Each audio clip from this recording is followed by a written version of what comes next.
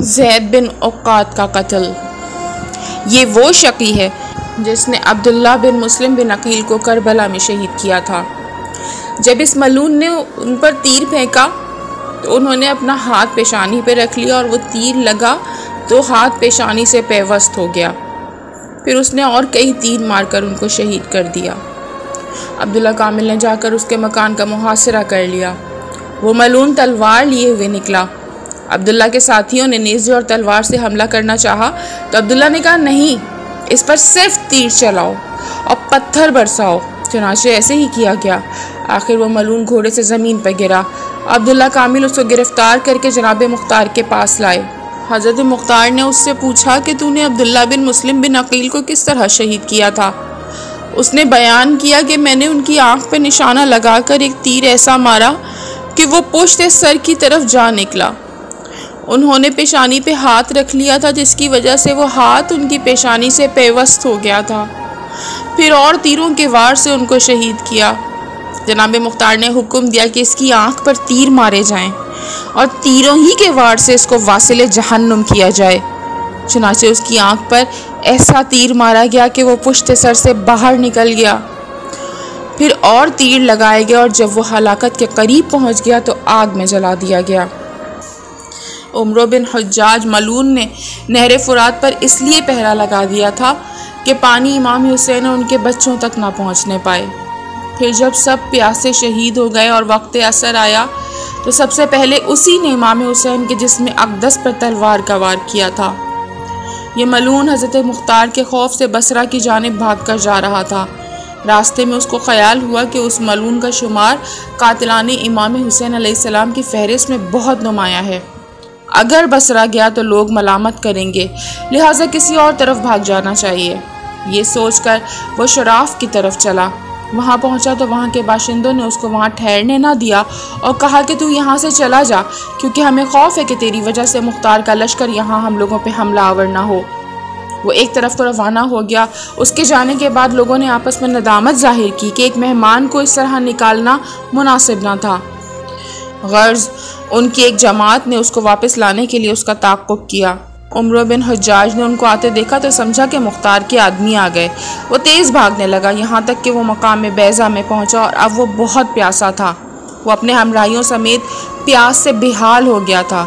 एक रिवायत के बिना पर मुख्तार के असहाब वहाँ पहुँच गए थे। वो मलून शिद्दत अतश से बेहोश होकर गिर गया था। उन लोगों ने उसी मकाम पर उसको कत्ल कर दिया और उसका सर जनाब मुख्तार की खिदमत में ले गए। उमर बिन हज्जाज के कत्ल के बाद चंद रोज़ तक कोई ना गिरफ़्तार हुआ ना कत्ल किया गया।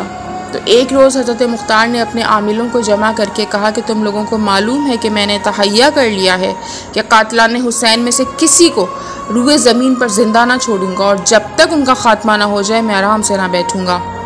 बरिवायत रोज़तुल मुजाहिदीन फरमाया कि तुम लोगों को क्या हो गया है कि कातिलाने हुसैन ने बड़े बड़े सरबरावरदा अशख़ास अभी तक बाकी हैं और अब तक तुमने उनको कत्ल नहीं किया।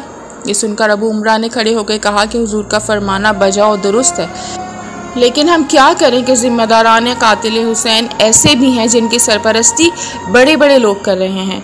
जनाब मुख्तार ने फरमाया, मैं इस मामले में किसी की सरपरस्ती नहीं मानता। अबू उमरा ने कहा, और लोगों की सरपरस्ती जाने दीजिए। हज़रत अब्बास अलमदार इमाम हुसैन का कातिल हकीम बिन तुफ़ैल की हिफाजत अदी बिन हातिम कर रहे हैं, क्योंकि हकीम उनका बहनोई है। ये सुनकर जनाब मुख्तार ने अब्दुल्ला कामिल को हुक्म दिया कि फ़ौज का एक दस्ता लेकर जाओ और हकीम बिन तुफ़ैल को गिरफ़्तार कर लाओ। अब्दुल्ला कामिल उसी वक्त रवाना हो गए और जाकर उसका घर घेर लिया। फिर अंदर जाकर उसकी मुश्कें बांध ली और उसकी औरतों और करीज़ों ने रोना चिल्लाना शुरू किया और अदी बिन हातिम को जाकर इत्तला दी। वो फ़ौरन आए और अब्दुल्ला कामिल से कहा कि इसे मुझे दे दो। उन्होंने जवाब दिया कि मैं अमीर मुख्तार की इजाज़त के बगैर नहीं दे सकता और क्यों कर ऐसा कर सकता हूँ, जबकि मेरे अमीर ने कसम खाई है कि रूए ज़मीन पर कातिलाने हुसैन में से किसी को ज़िंदा ना छोड़ेंगे और ये मलून हज़रत अब्बास का कातिल है। अदी बिन हातिम ने कहा, तुम मेरी बात नहीं मानते, मैं अमीर मुख्तार से तुम्हारी शिकायत करूँगा। अब्दुल्ला ने कहा, जो चाहे कीजिए, मगर मैं इस मलून को नहीं छोड़ूंगा। अदी बिन हातिम मायूस होकर जनाब मुख्तार के पास पहुँचे। जनाब मुख्तार ने उनकी बड़ी ताज़ीम व तकरीम की और अपने पहलू में जगह दी। अदी ने 8 आदमियों को रस्सियों और जंजीरों में जकड़े हुए देखा।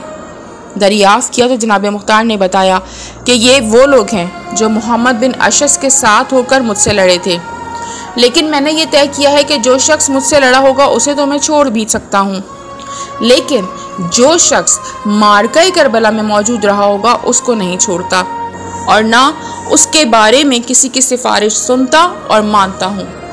अदी ने कहा कि मगर एक शख्स की सिफारिश तो सुनना ही पड़ेगी और वह हकीम बिन तुफैल है।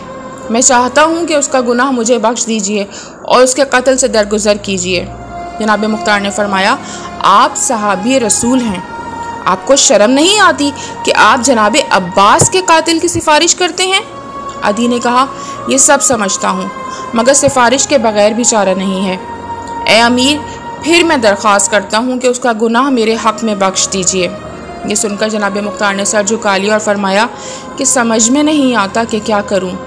ना ये गवारा है कि आपकी बात रद्द करूँ और ना कातिल हज़रत अब्बास को छोड़ देना गवारा है, मगर आपकी खातिर बहरहाल मंजूर है और सरे दस्त में उसको छोड़े देता हूँ, मगर इस शर्त पर कि वो कूफे में ना दिखाई दे। अदी ने कहा, इंशाअल्लाह वो कूफे से बाहर चला जाएगा। इसी असना में अब्दुल्ला कामिल दाखिले दरबार हुए। जब अदी बिन हातिम अब्दुल्ला कामिल से कबीदा खातिर होकर जनाब मुख्तार के पास रवाना हुए तो अब्दुल्ला के हमराइयों ने ये ख्याल करके कि कहीं अमीर मुख्तार अदी की खातिर इसको छोड़ ना दें तो उसे रास्ते ही में कत्ल कर दिया। बहवाला अज़दकुल अखियार। अदी बिन हातिम के चले जाने के बाद अब्दुल्ला कामिल के साथियों ने उनसे कहा कि अमीर मुख्तार अदी बिन हातिम को बहुत ज़्यादा मानते हैं, क्या अजब उनकी सिफारिश इस मलून के हक़ में कबूल कर लें तो इसके कत्ल में फिर बहुत ताख़ीर हो जाएगी, लिहाजा इसको यहीं कत्ल कर देना चाहिए, क्योंकि इसने जनाब अब्बास अलैहिस्सलाम जैसी अजीम हस्ती को कत्ल किया है। अब्दुल्ला ने कहा, मैं तुम्हारी राय से इत्तफ़ाक़ करता हूँ। अलगर्ज वो लोग हकीम बिन तुफैल के पास आकर कहने लगे, ए मलून, तूने हज़रत अब्बास को कत्ल किया, उनके कपड़े उतारे, हम तेरे कपड़े तेरी ज़िंदगी में ही उतार देंगे, और तूने इमाम हुसैन पे तीर चलाया है, हम तुझे तीरों से छलनी कर देंगे। ये कहकर उन लोगों ने उसके कपड़े उतार लिए और तीरों से उसका जिस्म साही के मानंद बना दिया। बिलाखिर वो वासिल जहन्नुम हो गया।